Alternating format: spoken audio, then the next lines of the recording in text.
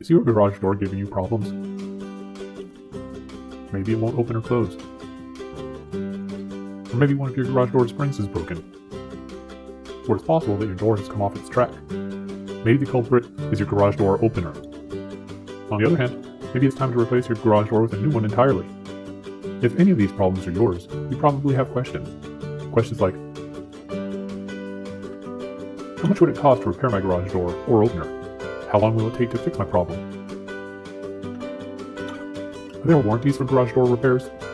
What type of parts will be used? If necessary, can you replace my entire garage door? And what if I'm not satisfied with your work? These are all very common questions. We invite you to call Discount Door Service today to discover how affordable it is to repair or replace your garage door. In fact, we think you'll be pleasantly surprised at just how affordable it really is. We've helped hundreds of homeowners throughout Tucson and surrounding areas when they were faced with garage door problems too. We're absolutely positive we can help you as well. To request pricing, just call us at 520-579-9084. We're always available to answer your questions, and phone consultations are always free. And of course, you'll have no obligation. We actually like what we do, and it makes us feel good to solve people's problems. Call Discount Door Service today.